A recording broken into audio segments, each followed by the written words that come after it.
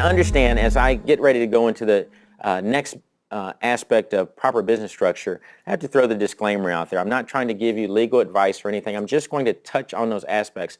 In all aspects of financial and legal, get representation that you're going to need in order to properly make decisions that you need to as it relates to your business. Now, as we begin proper business structure, what are some basic professionals that you're going to need to have on your staff and part of your team? One would be a lawyer.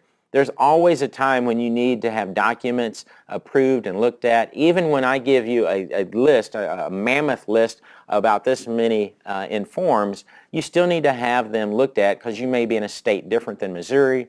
You may have a business structure different than mine. So you need to look and see, are those legal that you're going to be using? So a lawyer is one person you definitely want to have on staff. Your CPA is the next person that you need to have. Even if you do your taxes now, you want to take on information on if you're planning on buying your business or building your business that you're going to pass on to your children or that you plan to build and sell. There's different structures that you might want to have in place today before you start accumulating property that you need to know so that when you exit the game, you're not hit with a huge tax liability. Other one would be third-party administrators or self-directed IRA companies. If you're going to deal and work with moving your own money or you're moving other people's money into a position where they may be able to be a private bank for you, those are always good companies to know, and there's several that we recommend. Other people that you may want to have on your team are website developers, people like that, or logo people that are branding of those type marketing people. Those are always good people to have on your team. Now, as you get into setting up your business structure, there's a few things that you want to do just to make sure that you're not kind of backstepping. One would be the name. When you and your wife or spouse or business partner create a name, there's some things that you want to do in order to see if it's even available. One thing would be the quick search is to go to GoDaddy or any type of website domain name registries in order to see if the name that you have chosen is even available. I would say you might want to go ahead and purchase that when it happens, because I've been told that some people, when you go to search a name, they purchase the name and then have you come out and buy it. Whether it's true or not, I don't know. But one thing you want to do is check the name and see if it's available in your state or in states that you plan to operate in. The next one that you would go to is the Secretary of State for you that has a name registry of existing businesses already in your state or the states that you hope to operate in. See if that name is available for you. Once you've done that, then you know that the name that you've chosen is available. The next state you would want to do is visit with your CPA and lawyer to see what business structure would serve you best. Now we're going to look and talk about a few different business structures so that you have the ability and be aware of some of the things that you can choose to operate in. One thing I recommend is never operate in your personal name. Now, you may have to do that when you first start out because your structures haven't been established, or you may have already done that and you find out, oh, that's not a good idea. Why? Because we live in a time when people love to sue people. So all of your income and money may be at risk if you operate and purchase property in your own personal name. So as soon as possible, you can set up a structure that gives you protection as you operate in the state where you're operating today.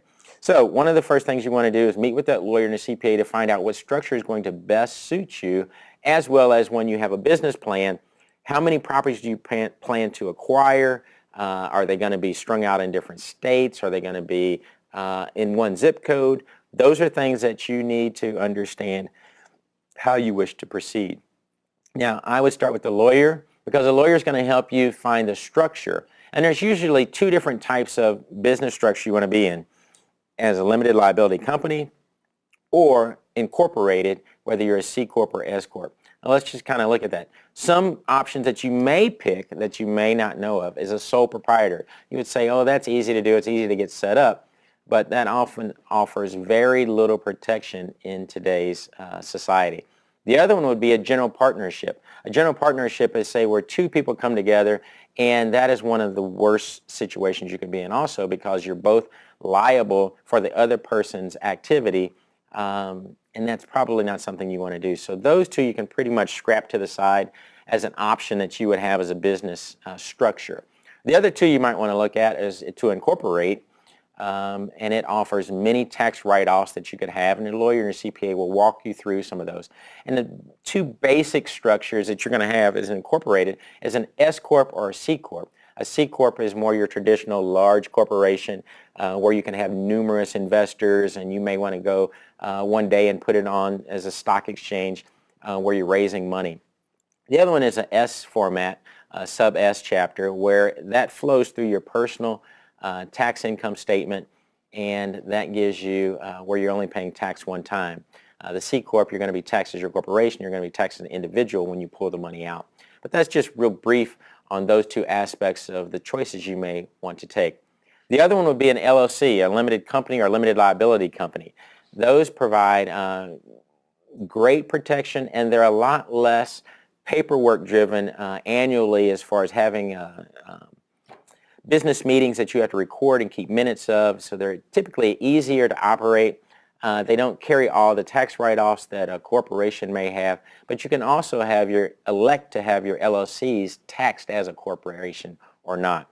So there are those aspects that you need to have looked at. You want to have a lawyer to provide the documents that you need to file with the Secretary of State. They're generally going to file your articles of incorporation, which says how do you plan to run this business and what business field or area do you want to concentrate in.